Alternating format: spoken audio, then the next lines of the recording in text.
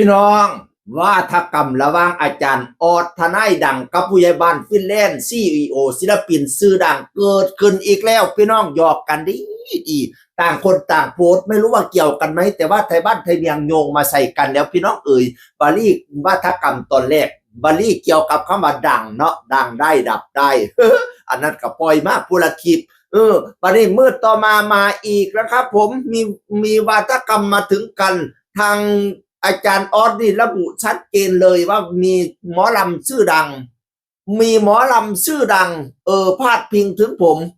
ตอนแรกก็ไม่รู้หรอกว่าเขาเป็นใครมารู้ทีหลังว่าเขาเป็นหมอลำดังมากผู้ใหญ่บ้านฟินแลนด์ดังมากต้องขอโทษมากๆเลยนะครับไม่รู้จริงๆว่าดังมากมาสันบานน่ะขอโทษพี่น้องแต่ขอโทษทำน้องใดกับพ่อลูกบุช่วงนี้เดินทางมาทางอีสานมาทางขอนแก่นมาทางซุ้มแพร่พี่น้องแล้วก็มาพอเอฟซีมากด่าหลายตาพนวัฒนะมาทานส้มตำขอนแก่นกันครับดรออดผู้ใหญ่บ้านเจเปนตั้งชื่อเป็นผู้ใหญ่บ้านเจเปนดิทั้งคุณผู้ใหญ่บ้านฟินแลนด์อันนี้ทั้งพี่ผู้ใหญ่บ้านเจเปนพี่น้องเจอเอฟซีเล่หมายขี้ดื้อมากครับจะจับอุ้มได้เรา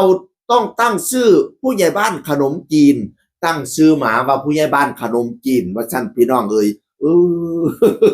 มันเป็นวาทกรรมยังไงไม่รู้เนาะแล้วก็เพิ่นก็อุ้มหมาหยอกจะอุ้มหมาจะหยอกคลิป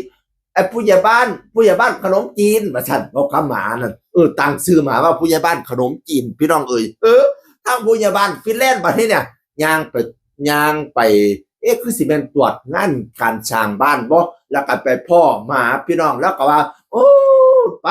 ซุ่มหมาน้อยหมาใหญ่เนี่ยจังว่าน่ะซุ่มหมาหิวแสงมึงบอกกับกูแล้วมึงได้แสงมันบ่มึงบอกกับกูแล้วมึงได้แสงมันบ่สั่นไปซุ่มหมาหิวแสงมา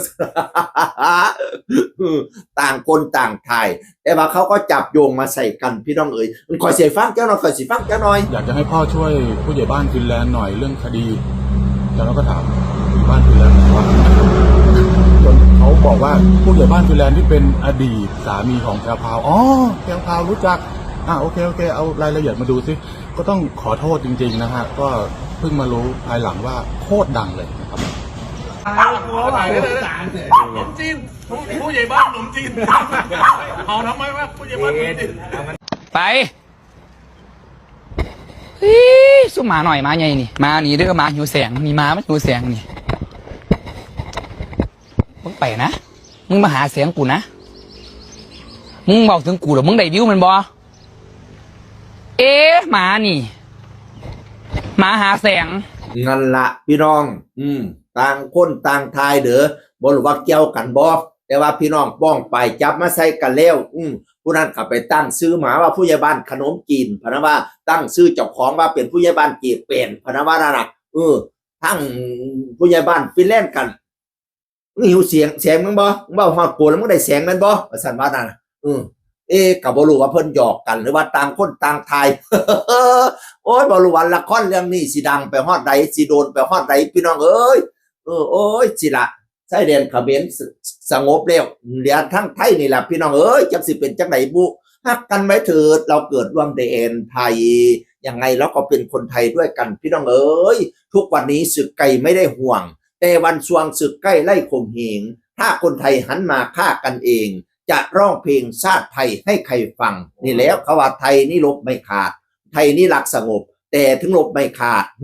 การลบนี่บ่ได้ขาดจากประเทศไทยบ่เป็นขาดบ่ได้ขาดจากประเทศไทยมันมีทุกเมียเสียยามพี่น้อง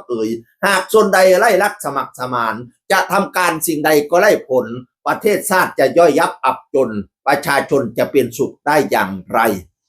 ขอให้คนไทยรักกันพูดอะไรมากไม่ได้ตัวข้าพเจ้าสวัสดีครับ